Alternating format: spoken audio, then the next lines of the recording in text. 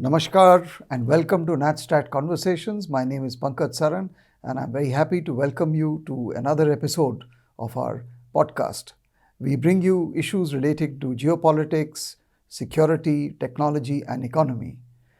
Our guest today is Ambassador Syed Akbaruddin, a veteran diplomat. He's represented India in different parts of the world, including in Pakistan and Saudi Arabia, and above all, in the United Nations.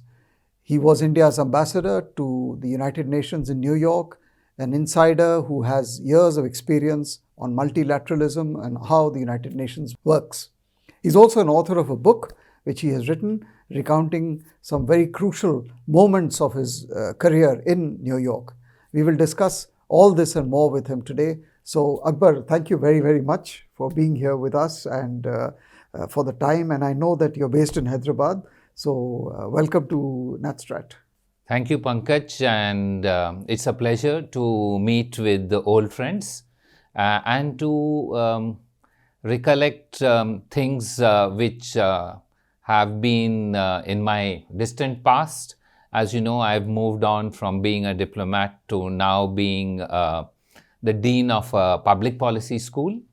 I wear a different hat, but it's always nice to recollect pleasant and sometimes not so pleasant memories of what we have encountered in the past. So thank you very much for that opportunity that you've given me through NatStrat. No, wonderful. It's a pleasure to have you here.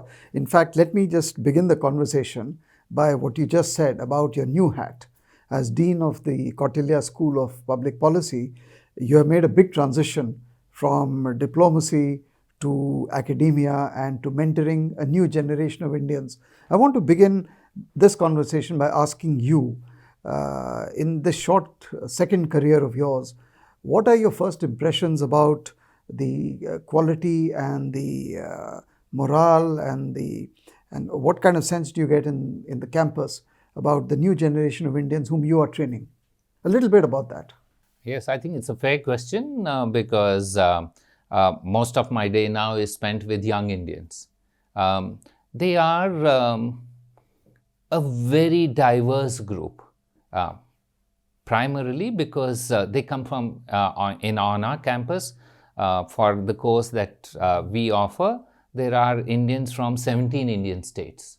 So I can see clearly the diversity that India represents, and part of our goal is also to promote inclusivity through that diversity. What do I see common in them? I see a zest for improvement, a desire to be something and do something. And all these people are studying public policy. So they're not in this to make money.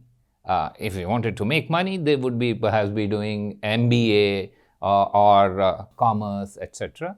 They are young people who are imbued with the desire to make a change. Some of them would want to join the civil services, but most others find that there are different pathways now open for young people to make a difference. And that's where they are opting to go. They come from very diverse academic backgrounds because public policy, unlike a single discipline course, is a multidisciplinary course. So we have engineers, which is always a surprise to me that in that part of India, in South, there are so many. In any course, there would be about 20% engineers or 25% engineers.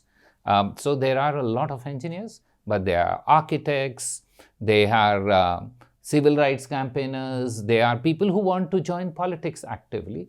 And it's good to have young people who study and have the aspiration to make a difference through politics also. Oh, fantastic. When we move around the country and see life and observe life, and we talk a lot about hard infrastructure, the roads we built, the buildings, the highways and the airports. But what is actually really critical for nation building is the soft skills and the whole issue of skill development and actually teaching the new generation and giving them the tools for becoming real, changers and change agents. Would you agree with that? I agree with you absolutely, because hard infrastructure is easy to build. It's quick to build. the skill sets and their improvement take a lifetime. And so we are quite progressed on the pathway of hard infrastructure, but we have a long way to go in terms of the soft infrastructure or the skill sets required, because education or all skills are improving so rapidly, they become outdated before you know. So continuous upgrading, requirement to think critically is an essential part, which unfortunately for many years we've neglected. But there are many opportunities now, and if we focus on them, you can make change makers of a different type who will then in turn promote those thinking and those abilities to the next generation. Yeah, that's great. So from this, can I lead you on to some of your past incarnations where skills and skill sets are critical? I mean the United Nations. There's so much talk about the United Nations, India and the UN, and the UN is actually almost like a black hole. As someone who's served there, who has seen the inner workings and has an insider account, I want to pick your brains a little bit about the United Nations. Let's begin with, do you think that the idealism which went into the establishment of the League of Nations and the United Nations after the Second World War, was that idealism, or is that idealism today dead or under severe pressure? So I could come to it in another way by saying the United Nations is not an enchanted palace. It looks like that. It looks very attractive from the outside. It was built in the hope that it would have a transformative impact on global peace and security. It's done well in other areas than peace and security, but its principal shortcoming is been in the area of peace and security, and that's because it has a design fault. That design fault is not by chance. It's a purposive fault that the creators of the UN had decided on, and that is they would not handle issues where there is a conflict between what they call the permanent five, designated 5 countries, and they said these issues will not be leading through conclusions from the UN for the simple reason they felt that if you corner any one of the 5, it could lead to a global conflagration. And the whole concept of the UN was to avoid a global conflagration. So that's a fault, but as the big powers, or the P5 you call them, as they expanded their global reach, in fact, they were behind many conflicts. And so the difficulty for the UN to act in peace and security situations. On many other issues, it has acted well. On, if I may say, in the agency I worked with, the International Atomic Energy Agency, it's doing well because there was no fault in the design that was constructed, or actually not at the time of inception, but later on, because all members of the IAEA, except those who held out, had willingly decided that the NPT will be enforced through monitoring by the IAEA. So all members of the NPT are bound by it.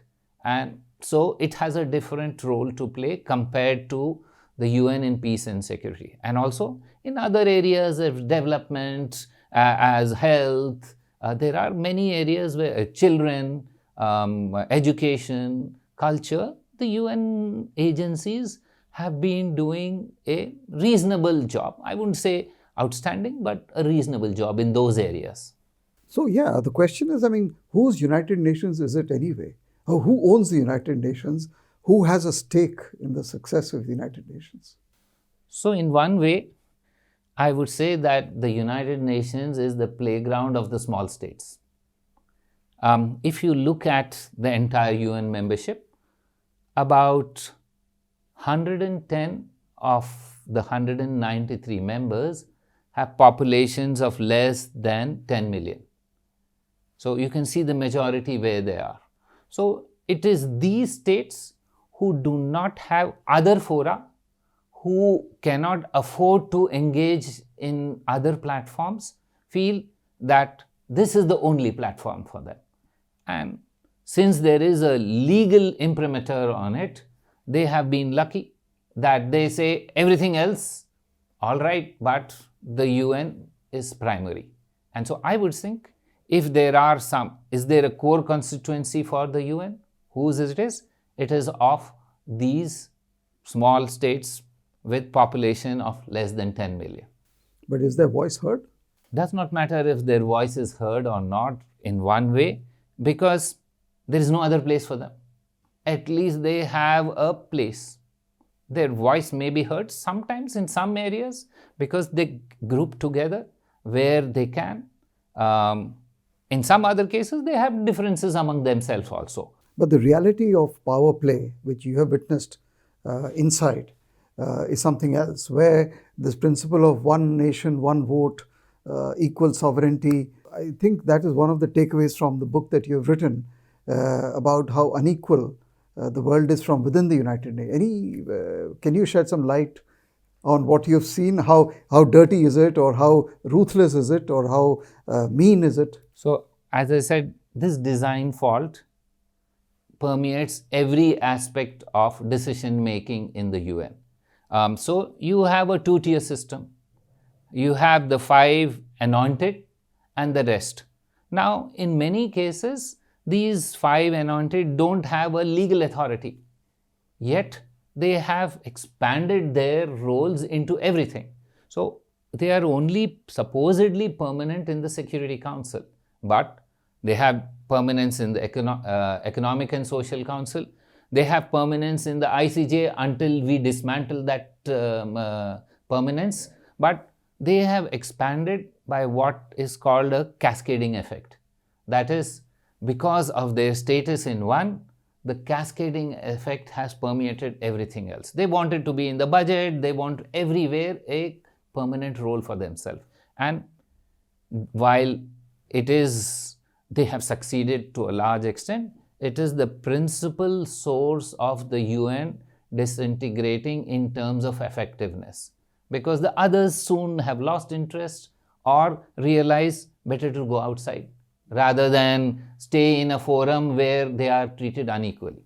So, arm twisting is a way of life inside the United Nations to get your voice heard or to get your opinion accepted? You are a practitioner of Indian art of public policy making, and you are a keen student of that as a Deputy National Security Advisor. So they use every format, Sam, Dam, Dand, Bhed, everything is available. So arm twisting is the smallest of those that you are listing. You don't want to be more explicit? Well, it's not unusual that, for example, there are instances when rich countries have floated their Secretary General candidates. They've gone around the world canvassing for him, trying to, in a sense, buy votes. It's not illegal in the ICC sense to buy votes of a country for an election at the UN. Whereas if in ICC you influence it by other issues or IOC, you will be penalized. You may be removed from the IOC. But that's the Olympic Committee. Yes, the International Olympic Committee. But in the UN, you are representatives of sovereign countries. There's no higher authority than the representative of the sovereign country. So everything is permissible. Yeah. No, but this is sounds very dangerous actually for someone who's listening from outside, because there is this kind of idealistic and romantic vision of the United Nations as representing the voice of the people, but actually the reality is much more harsh. Talking about the richer countries, do we have a new player in town in the form of China? And can you talk to us about the evolution of China's presence and footprint in the UN system as a whole? In my experience as a diplomat, the single most significant shift that I have seen is that of China in international organizations.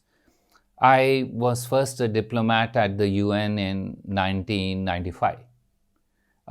Most Chinese diplomats would not be very vocal on most issues because they were happy they were not issues relating to China, etc.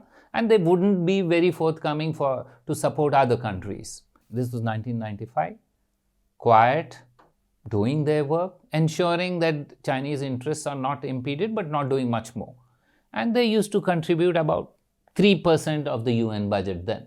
So their influence was also limited. When I went back in 2015, 20 years later, China's contribution to the UN budget had expanded to about 15% for the UN budget, and for peacekeeping 18%, because as a permanent member they had to bear some extra cost also. So now you had a country which had moved from 3% of contributions to 15% of your contributions, and that seems to have impacted their entire approach to the UN. They wanted more jobs, they were more assertive, they were sometimes aggressive, and now you have the term also called wolf warriors. And I've seen those evolution of the quiet Chinese to a wolf warrior Chinese, and that's the biggest change. An assertive, increasingly demanding China, which wants its space expanded, and that's where we are getting into a clash with others. But so do you think this search and drive for greater power and try to leverage the system for your own benefit is something they've learned from erstwhile superpowers? Well, they've learned from The United States? from developed countries, all developed countries. So you can say United States, but there are powers, middle powers, who punch above their weight in the UN. Like whom? Look at Canada. Canada has about 8 to 10% of their personnel in the UN, which is way above their contribution to the UN. That is because they say, well, we have French speaking, and we have, because UN is a multilingual body, so you have Canadians English speaking, Canadians French speaking, Canadians because they are not considered to be part of any big camp, etc. So they are punching way above their weight compared to what other countries of their space are doing. There are many Scandinavians, for example. The Scandinavians have also mastered the art of leveraging what is available to them.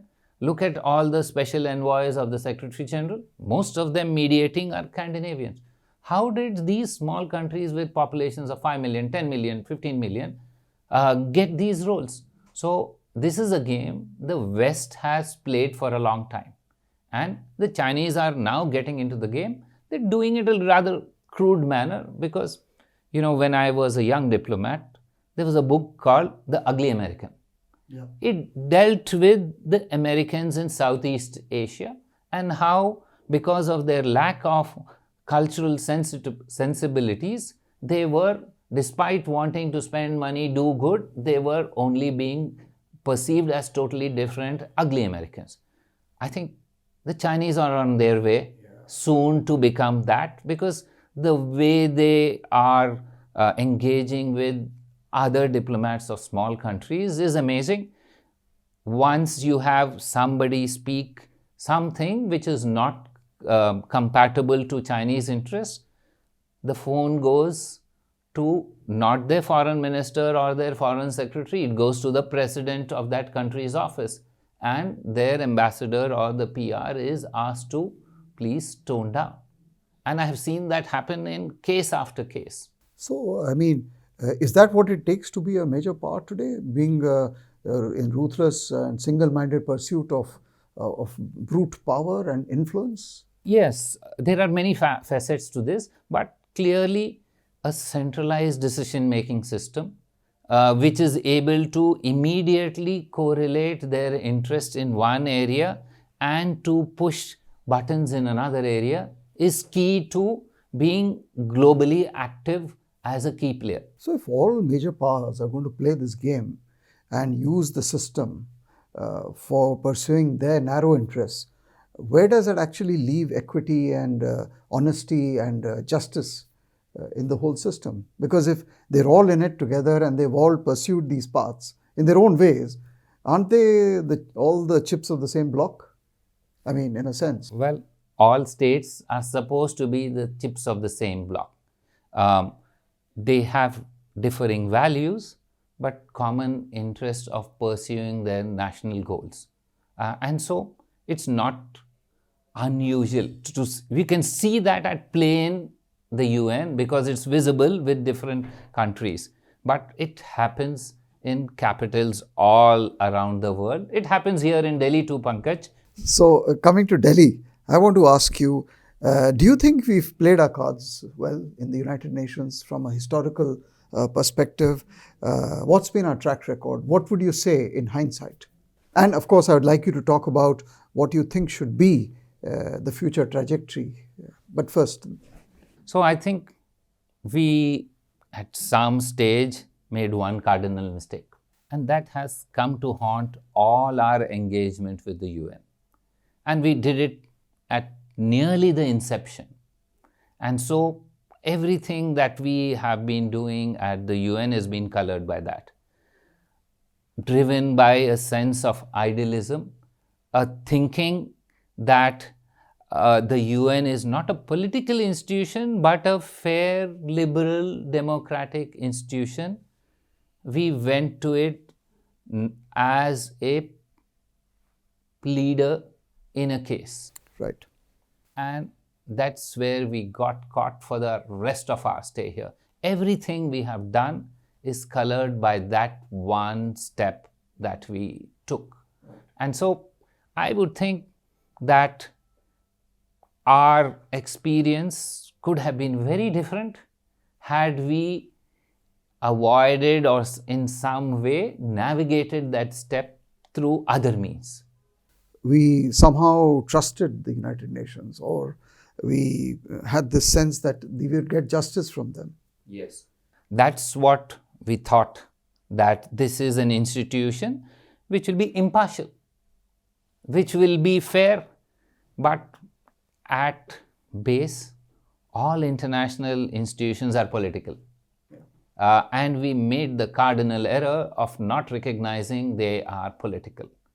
We learned it, but much later at great cost, and it has colored our entire engagement with the UN as an institution, but it has also made us, in a way, cautious about such experiments in the future. Yeah. Although today, maybe we are in a different state.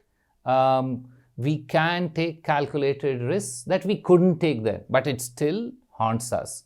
You can understand the impact of that one step going awry on Indian foreign policy in general. Going beyond, I mean, in a more larger canvas, do you think we've played our cards right when it comes to the UN? Have we been able to push issues of interest to us and then, use the United Nations for our national benefit? I mean, what would you say? I mean, and that brings to issue the question of our the strength of our representation, the quality of our representation, because it's all at the end of the day also a lot of mind games and skills. So, would you say, on balance, how would you look at it in terms of how we've done as a report card? So, as a report card, I think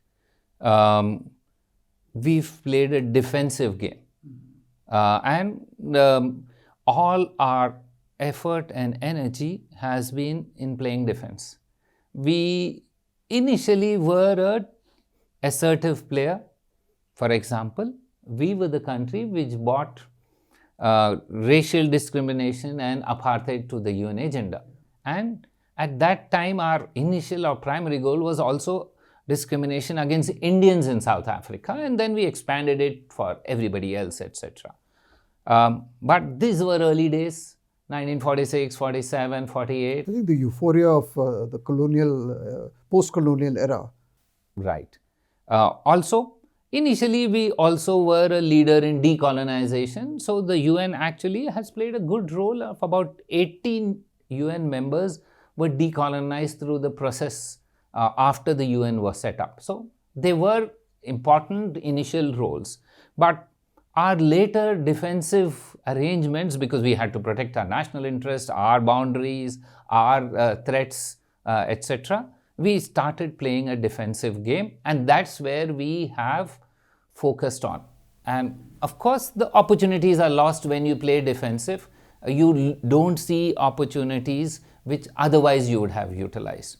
And there I would come to personnel.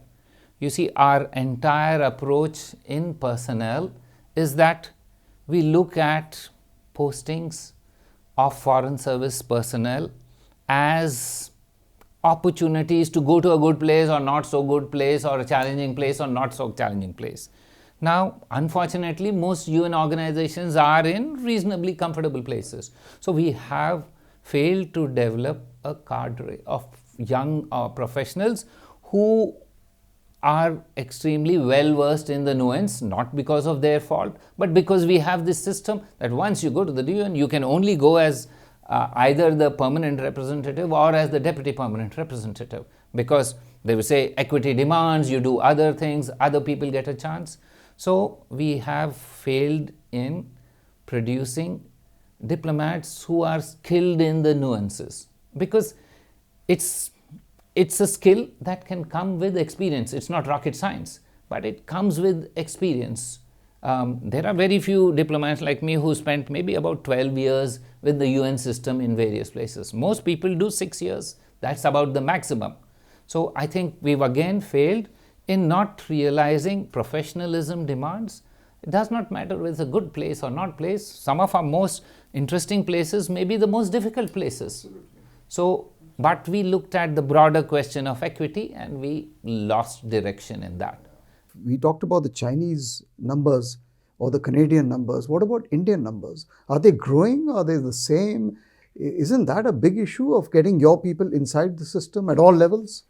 So yes, it is always an issue, but the UN system primarily works on what they call equitable representation. And it is in some way linked with your budgetary support also. So the Chinese budgetary support has expanded exponentially, and so therefore they are making a case. The Indian support has not expanded that much, because of our huge population, we get a deflator for that, and because our economy is not amongst the developed or middle income, we get benefits because of that, and which is not a bad thing, but we could have easily invested more through voluntary contributions, which we are doing now in the last, say, 7-8 years, but we have a lot to catch up, and therefore we will always be challenged. But as our economy picks up now, we can expect better representation of Indians at the UN, but today we are not there, because they will always point out, well, your contribution is 1%, Indians are always 1.25, and therefore you are overrepresented. It makes us feel, how are we overrepresented? We are 16% of the global population. But then at the same time, we are right in the forefront of demanding reform, starting from the Security Council and many other organizations. People say that when you talk of reform, the primary beneficiary of the reform has actually been China and not India. Whether you look at the IMF reform or the quota reform, etc. But anyway, keeping that aside, tell us, what's your own honest assessment of this whole business of the Security Council expansion and reform and India being there? So, is it happening? Not happening? Right. I think that's a fair question to ask. But let me put it another way. That is that the international system does not have a change management process. That's a great way of putting it. So, those who had the ability put it in there, they blocked the way for everybody else. So, there is no pathway provided in an international system. There is no succession plan. If we do it in all businesses. Very well said. Somebody who is moving, who's now no longer capable, has to move aside, step aside, and somebody else goes in. The international system has none of this.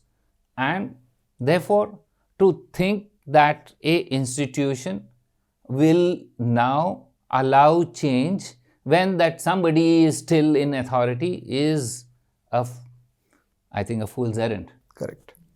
Correct. I wouldn't, it may be faster to build another organization and get in there than to try and reform an organization where the person who is at the head table has a veto on all these. So let's be fair. But having said that, the reform of the UN system is an aspirational goal for India. And that reflects our desire. It's been there for now 70 years, irrespective of when we were in the most difficult of circumstances. And I don't think we should give up that goal. But we also need to be realistic that maybe we need to look at other pathways. This pathway doesn't have a succession plan, doesn't have change management. So we need to look at other pathways. That's really well put. What about the G20 as a putative alternative body which begins to govern the world and goes beyond economics and trade and finance?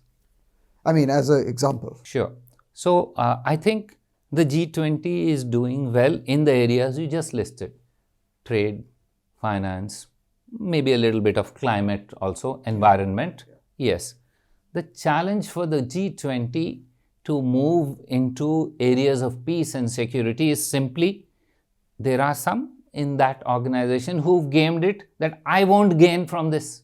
So why would somebody who already has a veto in the Security Council want the G20 to deal on an equal basis with everybody on peace and security matters or issues of global security, terrorism, etc.? They have other forum available. And therefore, I don't think the G20 will grow into that organism which can cover all these things. It's doing a job well. Let us try and do it well. We are there. So at least for India's development, there are many things. One, of course, is defense. The other is economy. A third is a place on the global table. So G20 provides us at least 2 out of the 3. Correct. It doesn't provide everything. Correct. But in life, you will not get everything in one go. Let's take those 2, build on that, and try some other mechanisms for the issues of defense, etc. But prosperity, the UN doesn't do very much on prosperity or economy. And therefore, the G20 is the right forum for us. It provides a global space. Look at the incredible way in which we've handled the G20 last time. I would think it's in independent India's best public diplomacy effort that it brought, not G20, but it brought foreign policy to people who were not interested in foreign policy. School students, young, NGOs, activists. I haven't seen that before. And it widened the understanding that in a globalized world, India is doing something and it impacts on their lives. And that's a key takeaway from last year's G20 summit. No, absolutely, absolutely. So I just want to switch again a little bit to asking you as a doctor, what is the state of the world? I mean, moving away from the United Nations, we've talked about the permanent members. Today, they seem to be the root and the source of the problem and the hole that we are in. So, are you optimistic, pessimistic, cynical, hopeful? So, hope always springs eternal amongst those who want to see justice prevail. That said, the reality is slightly different. And if I was to describe the reality in a very short way, I would say, I would perhaps use a term which is common for management students. They call the world a VUCA world. Volatile, uncertain, C is conflictual, and A is, I fail to recollect, but basically a world where we are uncertain about where it is going because we are in a transition of orders, and in transitions, you can't be certain where we will lead to. It's a difficult phase. It's not a phase that we know where it will end, but certainly the fragility of the global order is perhaps in a situation where I have never seen it before as a diplomat. And that's pretty clear. That's saying a lot. That's saying a lot. I mean, so there are both opportunities and difficulties for India. I mean, in this kind of a situation, it depends how you play because the chessboard is, the game has really opened up. Um, Now, just on that last issue about the state of the world, I want to zoom in on the Gulf and West Asia, where also you have served. Your thoughts on where this whole thing is headed? I mean, we can talk about Ukraine, but and a lot has been talked about. So I just want to ask you about this other region, which is full of landmines, both literally and figuratively speaking. Yeah, well, it's interesting that the issue of the Middle East, as they call it, or the Arab-Palestine issue, Palestine-Israel issue, is almost coterminous with the birth of the UN. Exactly. It was in 1947 when the first resolution was passed, and guess what it was? It was for a two-state solution. We are now in 2024 aspiring for that two-state solution since 1947 till now. So you can see in it a reflection of the inability of the international system to address a issue despite all the best efforts.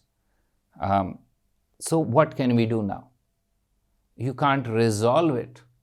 The best you can do is to manage it. And therefore, I think initial steps are good, that you've managed to cool the situation between Israel and Iran. Now, your next step is to cool the situation between Israel and what is happening in Gaza. So, we need to acknowledge that what happened in Israel on October 7th was an egregious violation of all human norms. That said, I think proportionality is also important. Yeah. All sorts of systems in the world say there has to be some proportionality in the response. So you can't condemn somebody to life imprisonment if you've stolen $1. So it's time that we look at that aspect also, because without that there is no going to be peace or cooling down of the tensions in the Middle East. It's a volatile place. It's a place of great strategic significance for everybody, certainly for India, but also for the rest of the world. It's a situation where there are rivalries which are going on from a century or so. The Balfour Declaration was 1918, so it's more than a century ago. So what we need to do is to break down it. There's an African saying that if you want to eat an elephant, eat it in small bites. I don't know why anybody would want to eat an elephant though, but that said, I think what we need to address is step by step. We address what is happening in Rafah and stop that. We then look at Gaza. We also look at hostages returning back. And so those are the small steps we can take. The big picture remains hazy, and I don't think it's time now to address the big picture. That will come many steps down the line. So what a mighty fall we've seen in the last 6 months from where we were before October and today. And it's just taken 6, 7, 8 months for us to completely go down this precipice. But my last question, when you look at the state of the world, and as we've just discussed, what are your views? And everyone's talking about a multipolarity or a multipolar or a multi-civilizational. You've served India well with great distinction. How do you see the future in terms of India's positioning on the chessboard and in terms of multipolarity, in terms of where India might or should position itself? So I just recollected, in pursuance of your old question, when I said the world was VUCA. Yes. It was violent, uncertain, complex and ambiguous. And that is what we see in the world today. Coming back to India, in this world, how does India navigate? So we must first acknowledge that the first principles that we started off after Second World War are now part of history. We need to look at these things afresh. The India of 2024 is very different from the India of 45, 47 when the last world order was being done. We didn't have an opportunity in real terms. While we were present there at the inception, we didn't have an opportunity to influence this. This is our time to look at whatever is going to come and pursue a policy which says nothing about us without us. We cannot afford to miss the bus again. Now, whatever the order happens, and we could all have different options for it, whatever happens will have to be better than the 70 years that we've endured as a nation. Because you miss the bus now, it's 70 years or 100 years again down the line. So we need to look at our options of pathways where it will be better for us than the present order. And we are doing well in the present order in some areas like we've discussed, but in the area where there is a shortcoming, we can no longer be out of it, because security today is not what security was in 1945. Absolutely. Today, everything is securitized. Food is securitized, absolutely. Climate is securitized, health is securitized, technology is securitized. So, if 1.4 billion people's security is at stake, we need to have a role in whatever system comes and make it quite clear. And this is our time to play hardball also. How much will we have to struggle for that? Or do you think it will fall on our lap? No, nothing falls on our lap. You know it better than me. We need to, and that's why we need to think these through, have plans ready, because there are people in the rest of the world already making those plans. It's not that they'll all wait for a certain situation and then start presenting proposals.